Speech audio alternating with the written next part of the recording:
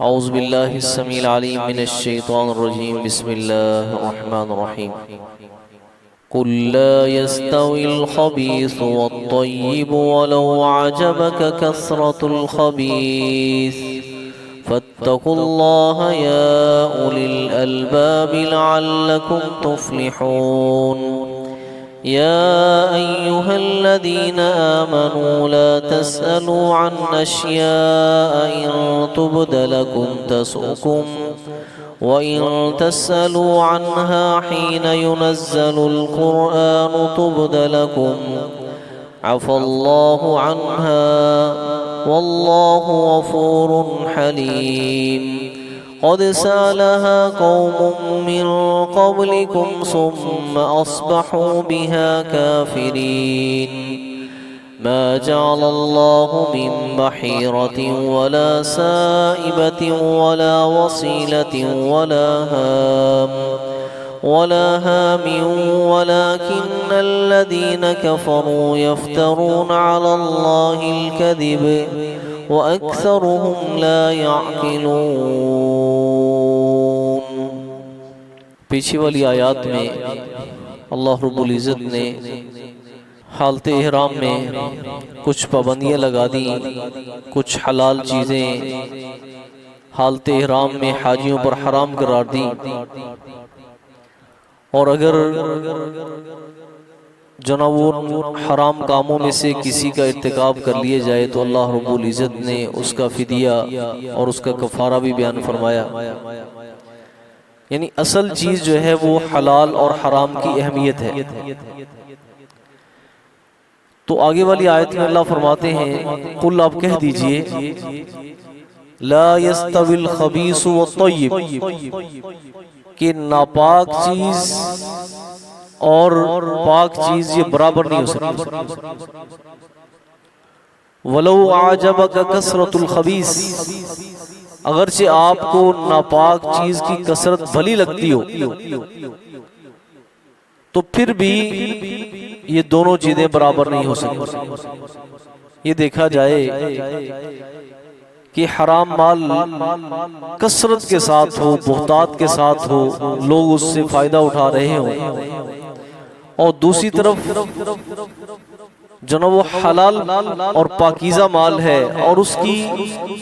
Quantity بالکل بہت کم ہے، تو آپ یوں سمجھ لیں ایک لقمہ حلال یہ کہیں درجے بہتر ہے ان 1000 لقموں سے جو حرام ہے، جو کیا ہے حرام ہے.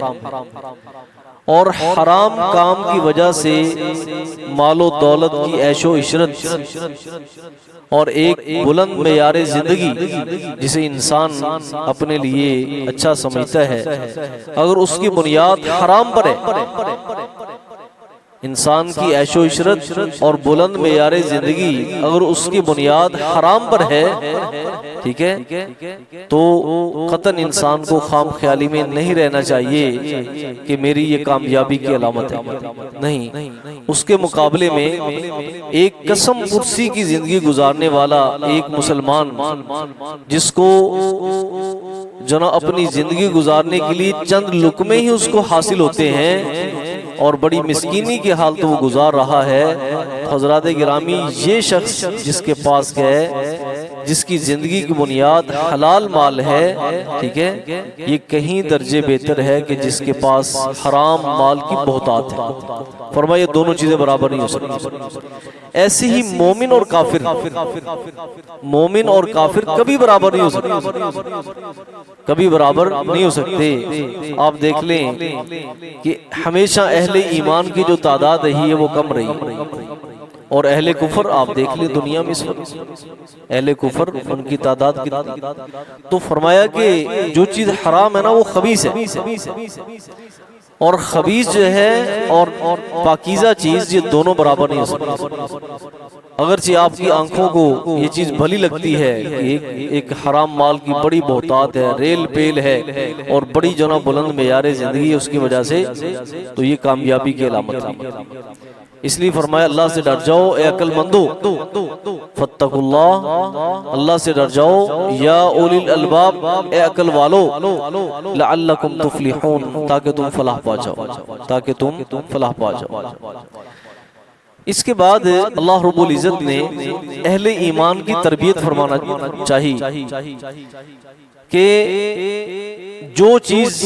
تمہارے لیے حلال کر دی گئی ہے نا اسے حلال سمجھو، جو حرام کر دی گئی ہے اسے حرام سمجھو، اور جن چیزوں کے بارے میں اللہ رب العزت نے خاموشی اختیار کی ہے نا اس کے بارے میں مت کرے دو کہ اس کا کیا حکم ہے جی، ایدے بارے کی کہندے جے، اس کے بارے میں کیا کہتے ہیں آپ، اس چیز کا کیا حکم ہے۔ تو ایک حدیث میں آتا ہے کہ حلال بھی واضح ہے، حرام بھی واضح ہے، وَسَكَتَ عَنْ أَشْيَاءَ رَحْمَةً لَكُمْ فَلَا تَبْحَثُوا عَنْهَا، اللہ خالق کائنات نے چند چیزوں سے اللہ نے خاموشی اختیار کی ہے، فَلَا تَبْحَثُوا عَنْهَا، اس کے بارے میں کبھی جناب قریدو مت، اس کی ٹو میں نہ رہو کہ ایدہ کی حکم ہے جی، اس کو کیا کہتے ہیں بھئی، اگر اللہ نے تمہارے لیے جناب اس کی حرمت نازل نہیں فرمائی تو وہ حلال ہے، اسے فائدہ اٹھاؤ تو ایک حدیث مبارک میں آتا ہے نبی علیہ السلام نے فرمایا وہ شخص سب سے بڑا مجرم ہے کہ جس کے سوال کرنے کی وجہ سے ایک حلال چیز کو حرام قرار دے دی۔ وہ شخص کیا ہے، جرم کے لحاظ سے بہت بڑا ہے، جس کے سوال کی وجہ سے ایک حلال کام تھا اس کو حرام قرار دے دیا گیا۔ کیوں؟ اس کا اکیلے کا تعلق اس کے ساتھ نہیں ہے بلکہ انسانیت کا تعلق ان چیزوں کے ساتھ ہوتا ہے۔ تو ایک آدمی کی سوال کی وجہ سے کتنے لوگ جو نا اس چیز کے فائدے سے محروم کر دی جاتی۔ اللہ فرماتے ہیں یا ایھا الذین آمنو، اے اہل ایمان، لا تسألوا عن اشیاء، مت تم پوچھو ایسی چیزوں کے بارے میں، مت پوچھو عن اشیاء، ان چند چیزوں کے بارے میں، ان تبد لکم تسؤکم، اگر تمہیں اس کی وضاحت کر دی جائے تو تمہیں برا لگے، تمہیں کیا لگے، برا لگے۔ حدیث مبارک میں آتا ہے کہ چند ایک لوگوں نے نا نبی علیہ السلام سے سوال کیا کہ میرا باپ کون ہے، میرا باپ کون ہے۔ اب ایک ایسا سوال ہے کہ نبی کریم صلی اللہ علیہ وسلم اگر اس کا جواب نہ دیں پھر بھی، کیونکہ سوال پوچھ لیا گیا، اور اگر اس کا جواب دے دیا جائے تو ہو سکتا ہے کہ سوال کرنے والے کو برا لگے پھر بات، کہ جس کو وہ باپ سمجھتا ہے اس کا وہ باپ ہو ہی نہ، اور اس کا باپ ہو۔ تو بسا اوقات کسی سوال کی سنگینی اس قدر ہوتی ہے کہ اگر اس کا جواب دے دیا جائے تو جو سوال کرنے والا ہے نا بعد میں اس کو پریشانیوں کا سامنا کرنا پڑے کہ کاش کہ میں سوال یہ کرتا ہی نہ۔ تو نبی علیہ السلام نے فرما دی تمہارا باپ فلاں ہے، ٹھیک ہے۔ تو ایسی چیزوں کے بارے میں مت پوچھو، ان تبد لکم تسؤکم، اگر اس کی حالت ظاہر کر دی جائے تمہارے لیے، تسؤکم، تو یہ تمہارے لیے ناگواری کا سبب بنے گا۔ وَإِن تَسْأَلُوا عَنْهَا حِينَ يُنَزَّلُ الْقُرْآنُ تُبْدَ لَكُمْ، اور اگر تم اس کے بارے میں سوال کرتے ہو زمانہ نزول قرآن میں، زمانہ حِينَ يُنَزَّلُ الْقُرْآنُ، جبکہ قرآن مجید کے نزول کا زمانہ ہے، وحی کا دور ہے، وحی کا کیا ہے، دور ہے، تُبْدَ لَكُمْ، اللہ تمہارے لیے اس کی وضاحت کر دے گا، اللہ تمہارے لیے اس کی وضاحت کر دیں گے۔ اور کتنی دفعہ ایسا ہوا کہ صحابہ کرام رضوان اللہ علیہم اجمعین نے سوال کیا، نبی اسلام نے خاموشی اختیار کی، جب تک وحی کا نزول نہیں ہوا حضور نے اپنی مرضی سے ایک کلمہ بھی ان کو جناب نہیں جواب میں دیا، ٹھیک ہے۔ اللہ فرماتے ہیں عفا اللہ عنہا، اللہ نے چند سوالات جو تھے، ٹھیک ہے، ان سے اللہ نے درگزر کر دیا، جسے کہتے ہیں سنی انسنی کر دی، کہ اگر ان کی وضاحت کر دی جاتی تو تم مشکل میں پھنس جاتے، تم مشکل میں پھنس جاتے۔ واللہ غفور حلیم، اللہ کی ذات بخشنے والی بھی ہے اور برداشت کرنے والی بھی ذات ہے، برداشت کرنے والی بھی ذات ہے۔ کیا مطلب؟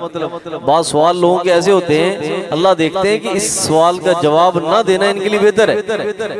ان کے لیے کیا ہے؟ بہتر ہے، اللہ پھر برداشت کر جاتے ہیں، سوال کو برداشت کر جاتے ہیں، اللہ اس کا جواب نہیں دیتے، کیونکہ وہ چیز ایک آدمی کی سوال کی وجہ سے کتنی انسانیت مشکل میں پڑ جائے۔ تو اس لیے صحابہ کرام رضوان اللہ علیہ مجمعین نے نبی علیہ الصلوۃ والسلام سے چند ایک سوال کیے، اور وہ بڑے خوبصورت سوال تھے جسے قرآن مجید نے یسألونک سے تعبیر کیا ہے۔ آپ قرآن مجید پڑھ لیں، یہ چند ایک ایسے مقامات ہیں جس کے بارے میں آتا ہے یسألونک یسألونک یسألونک، کہ وہ آپ سے پوچھتے ہیں، وہ آپ سے پوچھتے ہیں، اور وہ اتنے بہترین سوال تھے کہ اللہ خالق کائنات نے ان کا جواب دیا۔ تو اس لیے نبی علیہ الصلوۃ والسلام نے فرمایا تم سے پہلے لوگ اس وجہ سے ہلاک کر دیے گئے کثرت سوالہم واختلافہم علی انبیائہم، ایک تو انہوں نے جناب وہ بہت سوالات کرتے تھے، پیچھے ہم نے سورہ البقرہ میں پڑھ لیا، اللہ نے کہا کہ تم گائے کو ذبح کرو، تو بنی اسرائیل نے کہا رویہ پکڑ لیا، اس کو کریدنا شروع کر دیا، جی وہ کیسی ہو، اس کا رنگ کیسا ہو، وہ کیا کرتی ہو، ٹھیک ہے۔ آخر کار اپنے سوالات کی وجہ سے مشکل میں پھنستے گئے، اور آخر کار ان کو وہ کرنا پڑا، اور وہ انتہائی مشکل تھا، انتہائی مشکل تھا۔ تو اللہ کی ذات کیا ہے؟ غفور حلیم، بڑی جناب بخشنے والی اور بردبار اور برداشت کرنے والی ذات ہے۔ سبحانک اللہم و بحمدک، اشہد ان لا الہ الا انت، استغفرک۔